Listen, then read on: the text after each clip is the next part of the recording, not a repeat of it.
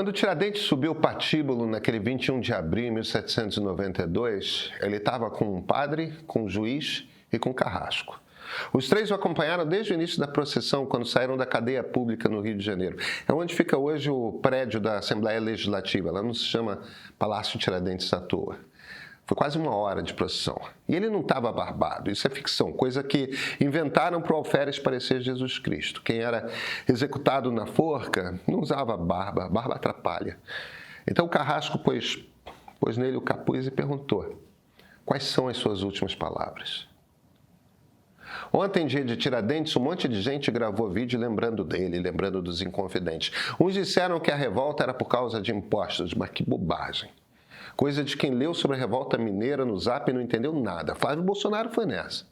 Teve uns que melhorzinhos, né? Mas aí vieram com papo de que o Brasil ainda está lutando por liberdade, que o governo é como se fosse a coroa portuguesa. Romeu Zema foi nessa.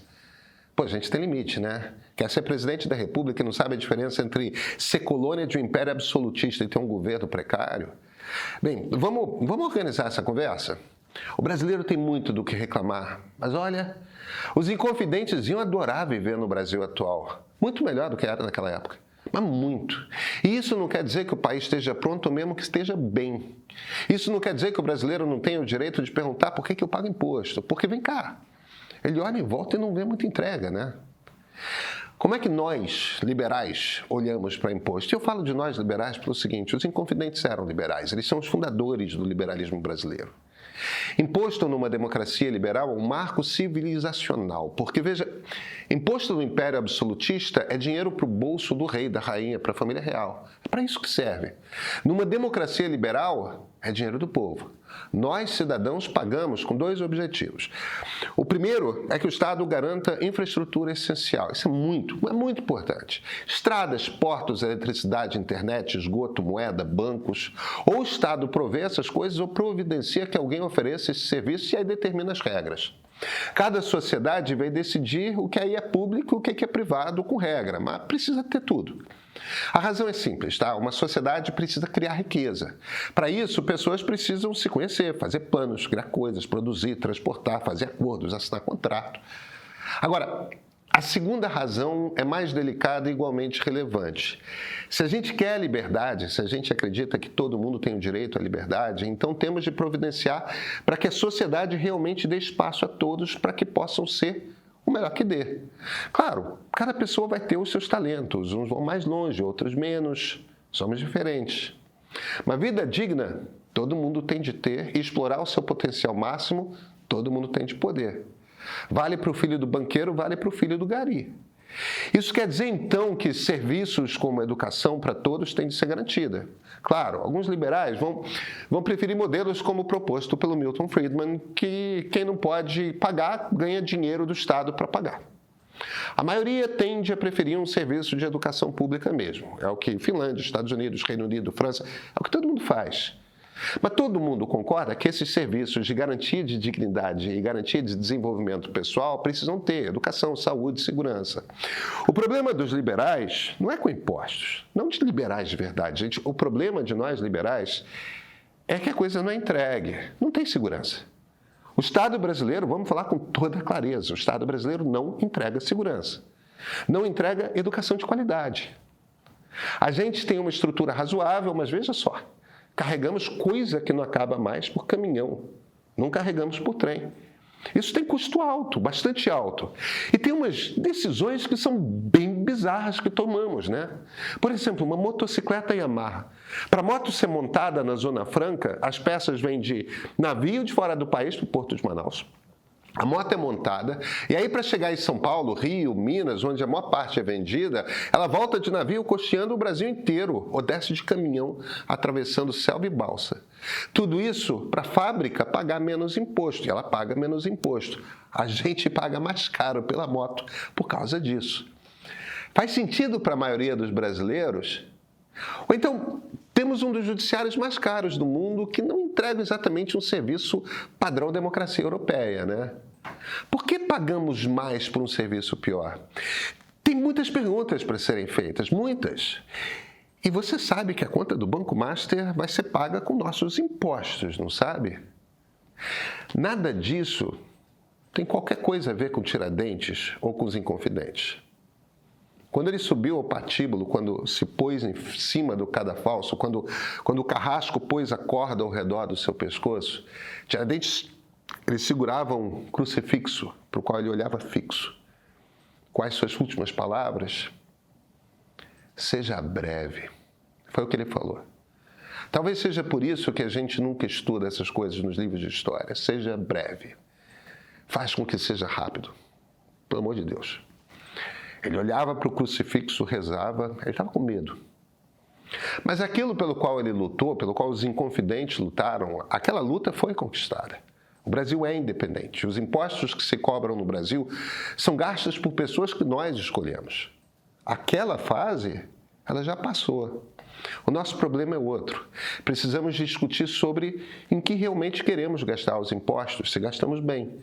Se você não está feliz com o Brasil, é porque não gastamos bem. Eu sou Pedro Doria, editor do Meio. Se você chegou até aqui pensando, ninguém está conversando assim, não é impressão sua. No Brasil, imposto virou ou bandeira de quem faz pose de liberal para fugir da conta, ou defesa cega de qualquer gasto público de quem faz pose de progressista. Quase ninguém senta, olha com calma e faz a pergunta que importa de verdade. Para onde esse dinheiro está indo? E isso faz sentido para você? O meio é para quem quer pensar assim, sem torcida, sem bolha, discordar com base, ouvir argumento antes de aceitar a conclusão. Se você já cansou da raiva da direita e do auto-engano da esquerda, o seu lugar é o meio. Assina. Porque na segunda parte desse ponto de partida, a pergunta fica mais dura. Em que o Brasil deveria estar gastando e no que ele está gastando hoje sem que quase ninguém perceba? Esse aqui é o ponto de partida, só o ponto de partida.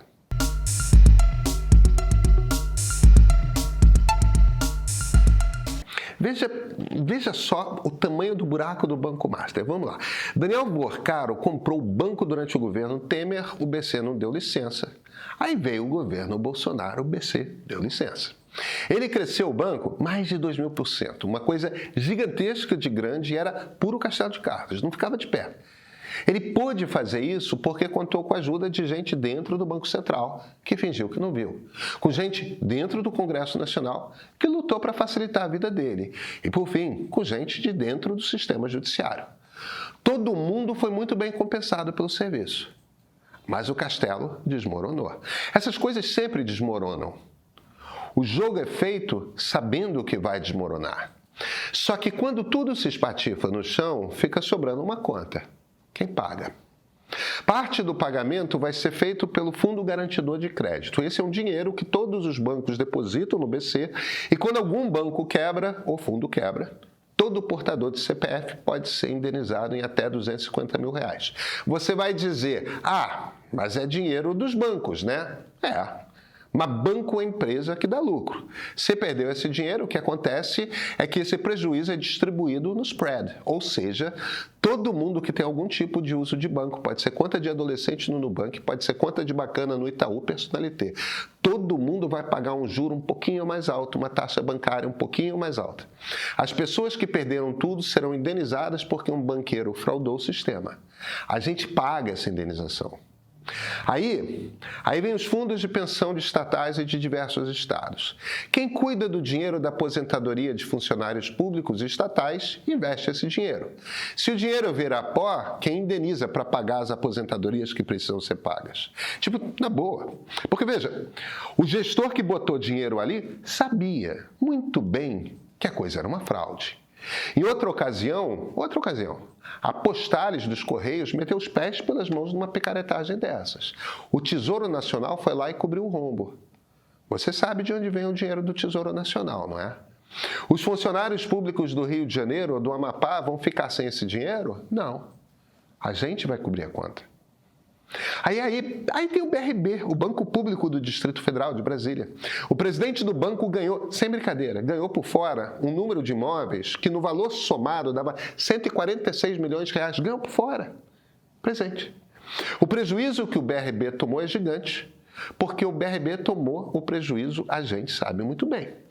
O cara foi pago para botar o banco a serviço do Master. Isso é um caso. Vem cá. A gente já teve uma conversa séria sobre como o Brasil gasta dinheiro dos impostos. Tipo, a gente já teve? Nunca tivemos realmente. Esse ano vai ser eleição presidencial. Os candidatos estão aí fazendo vídeo demagógico, evocando Tiradentes, falando que tem de cortar imposto e tudo mais. E tudo bem, pode ser. A gente não devia antes conversar sobre o que queremos pagar? A gente quer pagar a Zona Franca de Manaus? Pode ser que a gente decida que queira, tá? Mas a gente nunca conversou sobre isso. Ou há quanto tempo, há quantas décadas a gente não conversa sobre isso? Queremos pagar o rombo do Banco Master? Queremos dar dinheiro para a Fiesp? Queremos pagar todo o prejuízo que gestor corrupto, incompetente, ou ambos, né? Porque às vezes é ambos, de banco público ou fundo de pensão pública provoca? Será que podemos ter voz sobre o quanto custa nosso judiciário? Se bem que aí não, né? Dia desses uma juíza falou, depois de uns penduricalhos de serem cortados, que ser juiz no Brasil vai virar escravidão dia desses. Ah, não, isso aí não é certo, coitados. Aí sim é voltar ao tempo de Tiradentes. Quando o Estreito de Hormuz virou o centro da atenção global, o meio já estava lá. Quando o debate sobre identidade e ideologia ainda engatinhava, nós já analisávamos os seus desdobramentos. Para nós, polarização nunca foi sensação, sempre foi um dado que precisava ser compreendido com profundidade. O meio chega no timing certo com as pautas que realmente movimentam o país. Essas análises que pautam a conversa antes mesmo dela envelhecer estão nas nossas edições de sábado, escritas por nomes como Ian Boechat, Flávia Tavares, Leonardo Pimentel e Júlia Kékia. Informação muita gente dá, mas a análise que coloca você à frente, essa exclusiva. Não espere o assunto ficar datado para formar a sua opinião. Quer chegar na frente? Assina o Meio Premium. O link está aqui na descrição.